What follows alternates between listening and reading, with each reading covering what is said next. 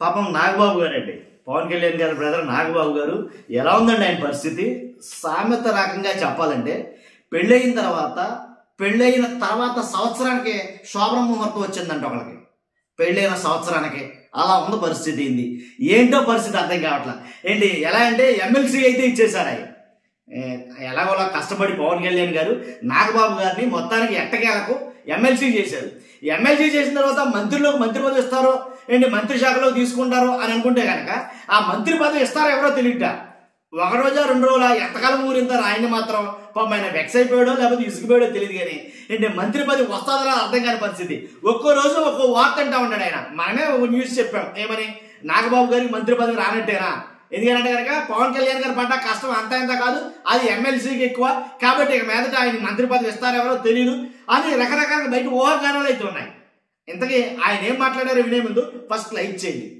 ఎక్కువ మందికి తెలియాలి కదా. మీరు లైక్ చేస్తే ఎక్కువ మందికి ఇన్ఫర్మేషన్ షేర్ అవుతుంది. షేర్ చేయండి. కొత్తగా మన ఛానల్ చూస్తే పక్కగా సబ్స్క్రైబ్ చేయండి. మీ అమూల్యమైన అభిప్రాయాన్ని కామెంట్ రూపంలో తెలియజేయండి.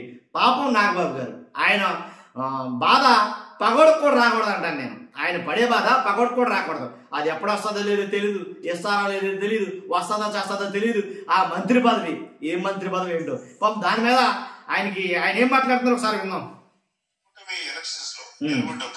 బీజేపీ మనతో కనుక చేయకపోయింటే ఎన్ని దారుణాలు జరిగాయో నా ఊరు కూడా ఏం అసలు గెలవరు, దాంట్లో డౌటే లేదు. అందుతుందో లేదా తెలియదు, కానీ నాకే అందట్లా. ఎందుకంటే వాళ్ళకి ఉచ్చం నీచం తెలియదు. సో మన పోరాటం వాళ్ళ మీద జరగాలి. వైసీపీ వాళ్ళకి ఉచ్చం నీచం తెలియదంట నాగబాబు గారు అంటున్నారు. మన పోరాటం వాళ్ళ మీదే చెయ్యాలి తప్ప మనకి అనుకున్నట్టు మనకి ఇవ్వట్లేదు. ఖచ్చితంగా ఇస్తారు. 1-2 సార్లు లేట్ అవ్వచ్చు. మనం అనుకున్న పదాలు మనకి ఇవ్వట్లేదు, ఇస్తారు. ఆయన సమర్థించుకుంటున్నాడు, అలాగే ఎదురుగా ఉన్న వాళ్ళని సమర్థిస్తున్నాడు. ఇస్తారు పాపం, ఇస్తారు కానీ ఒక్కొక్కసారి లేట్ అవ్వచ్చు. కంగారు పడవద్దు. సంవత్సరంలోనే ఇచ్చేయాలంటే ఇస్తారేంటి పాపం. మంచి వచ్చినారు ఇవి. సంవత్సరం లోపలే అసహనం పెంచుకొనేసి ఈ సంవత్సరం లోపల అన్ని సాధించారు, అన్ని వచ్చేయాలంటే కుదరదు. ఈయన మాత్రం అది తెలిసిందండి నాగబాబు గారికి. ఎందుకంటే నాగబాబు గారు ఎప్పుడు ఫైర్ అవుతున్నాడు. యాక్చువల్గా టీడీపీని కూడా ఒకనొక టైంలో మన మామూలుగా ట్వీట్లతోటి ఈయన మాటలతోటి మన మామూలుగా చాలా ఆయన కూడా ఆడుకున్న సందర్భాలు ఉన్నాయి నాగబాబు గారు కూడాను. కాబట్టి ఏంటంటే సంవత్సరం అయిపోయింది కదా, ఇస్తారా ఎవరైనా మళ్ళీ గుర్తు చేస్తున్నారా ఏంటి అనేది రకరకాల పోస్టులు మేము వస్తాయి దీని మీద. ఏదైనా సరే అడ్జస్ట్ అయి తీరాలి తప్ప అడ్జస్ట్ కావంటే ఈయన అడ్జస్ట్ అయ్యారు పాపం. కాబట్టి మీరు కూడా అడ్జస్ట్ అవ్వాలా. ఎందుకంటే మేము అడ్జస్ట్ అవ్వం కుదరదు అంటే బొలిశెట్టి శ్రీనివాస్ గారు అన్నారు కదా, ఆయనలా మాట్లాడితే కనుక పర్లేదు సత్యని దుకాణం బయటకు వెళ్ళిపోండి అని చెప్తారు. వీళ్ళు మీ వ్యక్తిగతమైనటువంటి ఇష్టానికో లేదా మీ వ్యక్తిగతమైన ప్రయోజనాలకో కూటమిని దెబ్బతీసే ప్రయత్నం ఎవరు చేసినా ఎవరు సహించం.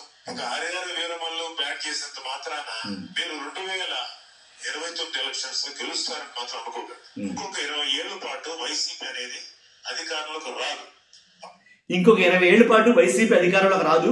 ఇంకొక 20 ఏళ్ల పాటు మేము కూడా ఎలాగ ఉంటాం, పవన్ కళ్యాణ్ గారు ముఖ్యమంత్రి కారు, చంద్రబాబు నాయుడు గారిని ముఖ్యమంత్రిగా ఉంటాం, మేము ఇలాగే ఉంటాం అని అంటారు. ఇది ఎక్కడ బిడ్డోరు మనకు అసలు అర్థమే కావట్లేదు. అసలు కళ్ళు కట్టరా కాదు, ప్రతివాడు మైక్ చేతికి ఇచ్చారు కదా, నోటుకు వచ్చినట్టు మాట్లాడుతున్నా. వైసీపీ వాళ్ళని పట్టించుకోకండి. మనం ఎంత బాగా పనిచేయాలో చూడండి. అదండి మా నాగబాబు గారు మాట్లాడేది అయ్యి అనమాట. కాబట్టి ఖచ్చితంగా అంటే ఆయనకి అయితే ఆశ ఉంది, అర్థమైపోతుందిగా.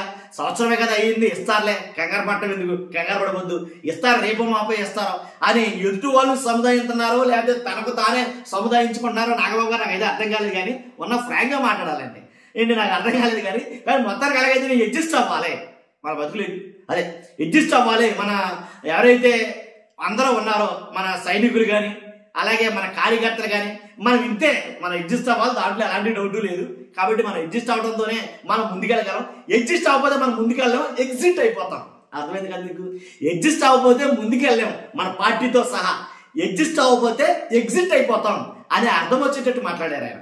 చూస్తున్నారుగా, ఖచ్చితంగా మీ అభిప్రాయం తెలియజేయండి. ఫస్ట్ అయితే లైక్ చేయండి, కొత్తగా మన ఛానల్ ఇస్తే పక్కాగా సబ్స్క్రైబ్ చేయండి. Thank you very much.